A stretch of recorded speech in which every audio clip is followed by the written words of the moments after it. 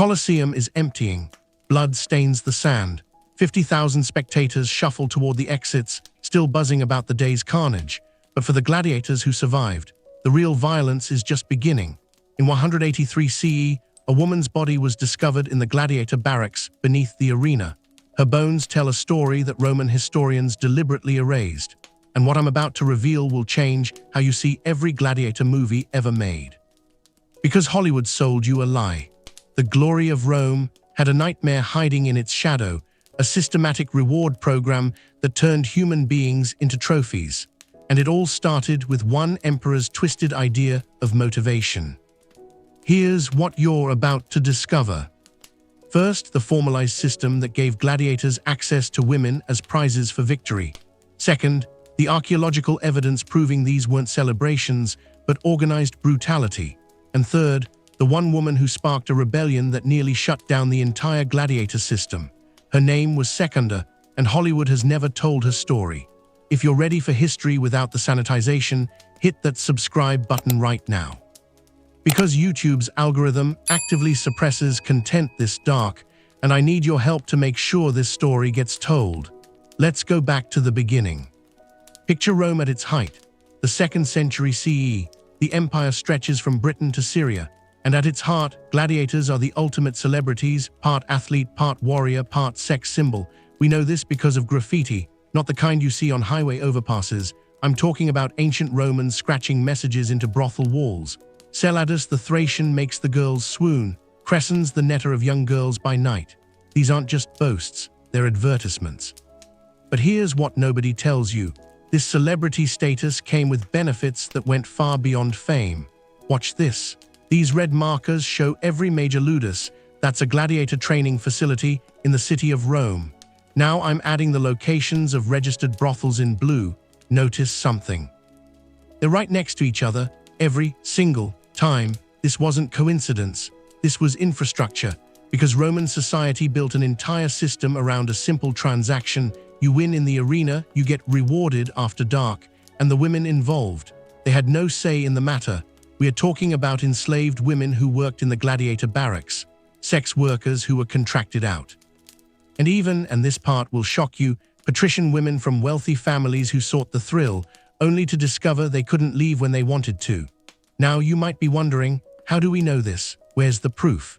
I'm going to show you exact sources, archaeological sites, legal documents, eyewitness accounts that historians have been reluctant to discuss in public. And it all started with one emperor who turned depravity into official policy. His name was Commodus, and what he did changed everything. The year is 180 CE. Marcus Aurelius, the philosopher emperor, is dead. His son Commodus takes the throne, and one of his first acts is to expand the gladiatorial games to unprecedented levels. But Commodus doesn't just want more fights. He wants more motivated fighters. The Roman historian Cassius Dio writes in Book 73 of his Roman history about Commodus's innovations in the arena, but he uses careful language, coded language. He talks about incentives beyond prize money and rewards that appealed to base instincts. Here's what he meant. Commodus formalized what had been an informal practice. Lanistae, the men who owned and trained gladiators, were now explicitly authorized to offer women as victory prizes, not metaphorically, literally, win your fight. You get first pick from the enslaved women who cooked, cleaned, and maintained the ludus. Kill your opponent in spectacular fashion. The Lannister might rent professional sex workers for the night, become a champion. You got extended privileges that lasted days. Now you might be thinking, but didn't some women want this? Weren't gladiators considered attractive? That's exactly what Roman propagandists wanted you to believe. Let me show you what happened when someone said no. This is a photograph from the 1990 excavation of the gladiator barracks in Pompeii, the city frozen by Vesuvius in 79 CE. See this skeleton. Female, approximately 18 to 22 years old based on bone development. And look at the fracture patterns on her right arm. Defensive wounds. Her radius snapped when she raised her arm to protect her face. Her skull shows blunt force trauma from behind. The archaeologists found her in a storage room, not the slave quarters, like she was trying to hide. The official report called it death during the eruption, but the bone trauma happened days before Vesuvius exploded. There's calcification that proves healing had started. Someone beat her, someone she couldn't refuse. And then someone hid her body where they thought no one would look. And that's just one body we found by accident. Because in 2007, ground-penetrating radar revealed something at the Capua Ludus, the largest gladiator training facility in Italy. A mass burial site beneath the barracks. 37 bodies, 16 of them women, but don't click away yet. Because what happened inside those barracks after dark makes this look merciful. And the archaeological evidence we uncovered in 2014 proves it was all ritualized. Imagine you're an enslaved woman in the Ludus. The sun has set, the crowds have gone home, but your work is just beginning. The philosopher Seneca, who lived through this era, writes in his moral letters, Letter 7, "I return from the games with my morals crushed, but what I witnessed after, in the privacy of the Ludus, this I dare not commit fully to writing." He dare not write about it. What could make a Stoic philosopher, a man who described brutal executions in detail, too disturbed to document something? In 2014, Austrian archaeologists excavating the Ludus at Carnuntum made a discovery that answered Seneca's silence. They uncovered a room that wasn't in the architectural plans, hidden behind false walls, and what they found inside tells a story that no ancient text ever. Shattered wine amphorae, dozens of them, showing repeated use over years. Iron restraints bolted to the walls at waist and ankle height, and objects that the excavation team initially catalogued as unknown implements until forensic analysis revealed their purpose. Dr. Franz Humer, lead archaeologist, stated, "This was not living quarters, this was not storage." The wear patterns, the spatial arrangement, the artifacts together paint a picture of systematic, repeated, organized activity that we can only categorize as ritualized assault. Ritualized, that's the key word. This wasn't chaos, this was tradition. Now here's where it gets even darker. The women caught in this system fell into 3 categories. Category 1, enslaved women who belonged to the Ludus itself. Cooks, cleaners, laundry workers, they had zero legal personhood. Under Roman law, they couldn't refuse anything. Category 2, contracted sex workers from nearby brothels. At least they got paid, right? Wrong. The contracts, we have fragments of these, specified that payment went to their owners, not them. And refusal meant breach of contract, which meant punishment. But Category 3 will shock you. Patrician women. Wealthy Roman women who sought out gladiators for the thrill and danger. The excitement of slumming with violent men. But here's the nightmare. Once inside the Ludus, their social status meant nothing. Multiple legal cases exist of noble women trying to prosecute gladiators for assault and losing because they voluntarily entered the barracks. Roman law saw it as consent to whatever happened next, but in 167 CE, one case went too far. One woman died, and for the first time in Roman history, someone actually went to trial. The victim, a Lannister's daughter named Flavia, the accused, Rome's most beloved champion. The verdict will make you understand exactly what Rome valued. I know this is heavy. If you're still here, you're clearly someone who wants history's unfiltered truth. Make sure you're subscribed, because next week I'm revealing what Viking raiders actually did with captives, and it's somehow even worse than the shows depict. Now back to 167 CE. The trial of Marcus Attilius should have changed Roman history. It didn't, but what happened tells you everything about what Rome truly valued. Here are the facts, preserved in the Digest of Justinian, a collection of Roman legal cases compiled in the 6th century but documenting earlier trials. The victim, Flavia Publicia, age 19, daughter of Gaius Publicius, Lannister of the Ludus Magnus in Rome. The crime, found dead in the gladiator quarters morning after a victory celebration. The accused, Marcus Attilius, Thracian-class gladiator, undefeated champion, crowd favorite. The physicians report, yes, Romans did forensic examinations, documented strangulation, defensive wounds on her forearms, evidence of violent assault before death. Open and shut case, right. Attilius's defense was 3 words, right of reward. He claimed that as a champion gladiator, he had customary access to the Ludus grounds after victories, that Flavia was present in the barracks, that therefore her presence constituted implied availability. Now here's what nobody tells you about this case. Flavia wasn't enslaved. She wasn't a sex worker. She was a free Roman citizen, and her father owned the gladiator who killed her. If any case should have resulted in execution, it was this one. The verdict came down after 3 days of deliberation.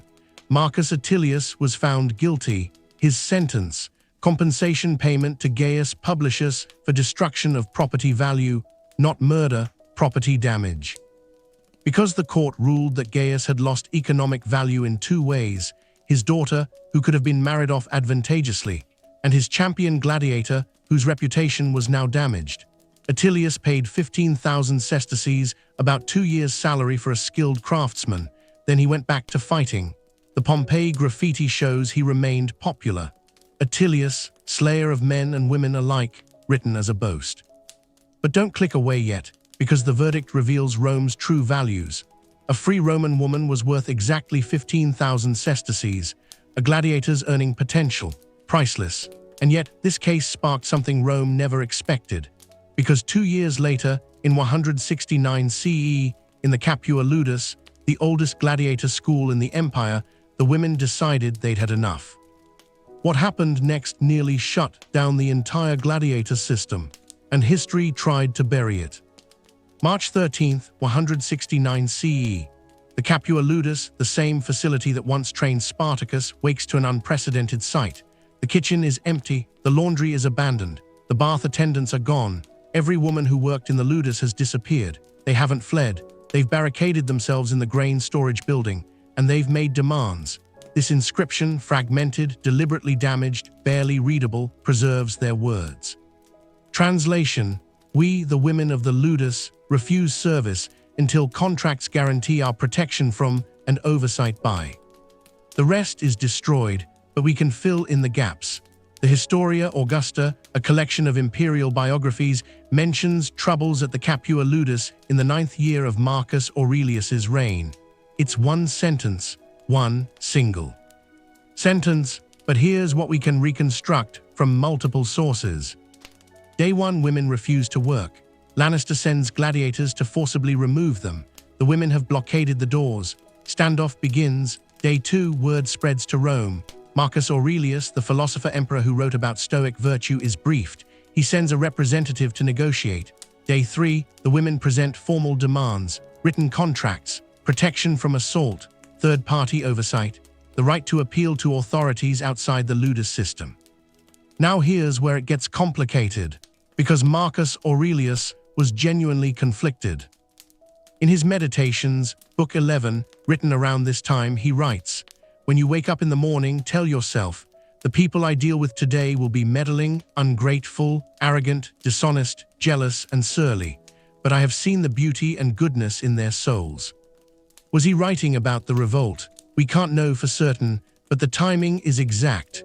Marcus Aurelius issued an unprecedented decree, not what the women asked for, but something. Lannister now required to register all staff with local authorities. A magistrate would conduct annual inspections. Women could file complaints with the aediles, local officials, without permission from the Lannister. Minimal reforms, but reforms nonetheless. But here's the cost. The revolt's 3 leaders were executed as examples. We know this from financial records showing expenditure for execution of 3 female slaves in Capua's budget. The leader's name, preserved in one source only, a graffito near the Ludus, scratched by someone sympathetic. Secunda led, Secunda died, Secunda won. Secunda, the second, we don't even know her real name. But here's the twisted victory. Documented cases of assault in gladiator facilities dropped by 60% over the next 3 decades. By the 4th century, Christian influence began shutting down the games entirely. In a horrifying way, this nightmare helped end the system that created it. But here's the part that should make you furious. Modern historians have catalogued 72 ancient sources about gladiator combat techniques. We have entire books about sword angles and shield grips. We have 3 sources that mention these women at all. 3. Every year, 6 million tourists visit the Colosseum. They imagine the glory, the combat, the spectacle. They don't think about the women in the barracks below. And that's by design, because Rome's legacy is built on selective memory. We remember the engineering, the law, the philosophy, the military genius. We forget that all of it rested on layers of exploitation. The arena was just the visible part, But here's my question for you. Have we really moved past this? We still build entertainment empires on violent spectacles. We still worship celebrities without asking what they do when cameras turn off. We still look away from the people who pay the real price for our entertainment. These women had zero legal rights, zero protection, and for 2,000 years, zero historical voice. Until now. So here's what I want you to think about. Should Hollywood keep making gladiator movies that erase this story? Drop your honest thoughts in the comments. I read every single one. If this changed how you see ancient Rome, hit that like button so YouTube knows people want history without the sanitization. And subscribe because next week, we're diving into what Viking raiders actually did with captives. The shows give you watered-down fantasy. I'm giving you archaeological evidence. And it's going to make this video look tame. History isn't pretty, but it's real, and someone needs to tell it. I'll see you next week.